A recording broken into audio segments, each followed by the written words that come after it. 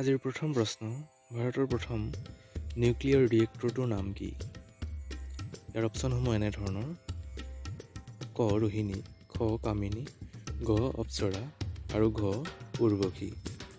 ইয়াৰ বাৰু কোনটো শুদ্ধ উত্তৰ হ'ব?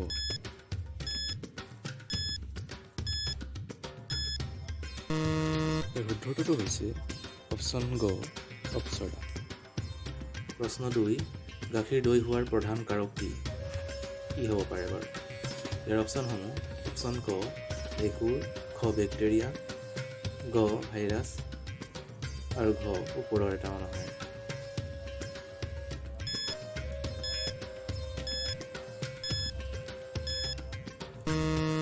ইয়াৰ শুদ্ধ উত্তৰটো হৈছে অপশ্যন খ বেক্টেৰিয়া।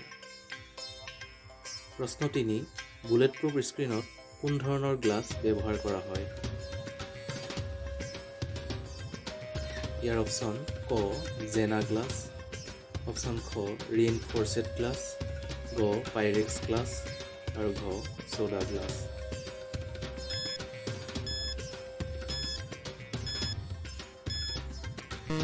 ইয়াৰ শুদ্ধ উত্তৰটো হৈছে অপশ্যন খ ৰেইনফৰ্চেড গ্লাছ। প্ৰশ্ন 4, ইউৰেনাছ গ্ৰহ কোনে আৱিষ্কাৰ কৰিছিল? ইয়াৰ অপশ্যন ক কপাৰ্নিকাছ, খ গেলিলিঅ, গ উইলিয়ামছ হাৰ্চেল, ঘ প্ৰিছলি।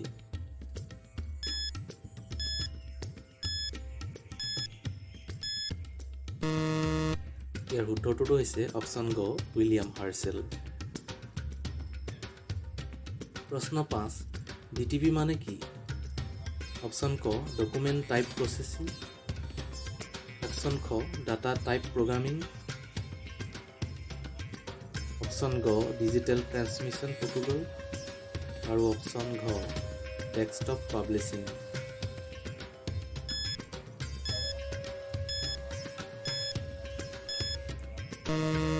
ইয়াৰ শুদ্ধ উত্তৰটো হৈছে অপশ্যন ঘ ডেস্কটপ পাব্লিছিং। প্ৰশ্ন 6, তলৰ কোনটো বেমাৰ ভাইৰাছৰ বাবে নহয়? ইয়াৰ অপশ্যনসমূহ: অপশ্যন ক বসন্ত, খ টাইফয়েড, গ হেপাটাইটিছ আৰু ঘ কলেৰা। ইয়াৰ বাৰু কোনটো শুদ্ধ উত্তৰ হ'ব পাৰিলে কমেণ্ট কৰি জনাওকচোন। আৰু এনেধৰণৰ সাধাৰণ জ্ঞান সম্বন্ধীয় যিকোনো ধৰণৰ প্ৰশ্ন উত্তৰ পাবৰ বাবে অনুগ্ৰহ কৰি চেনেলটো লাইক, শ্বেয়াৰ আৰু নতুনকৈ আহিছে যদি ছাবস্ক্ৰাইব কৰিবলৈ নাপাহৰিব। ধন্যবাদ।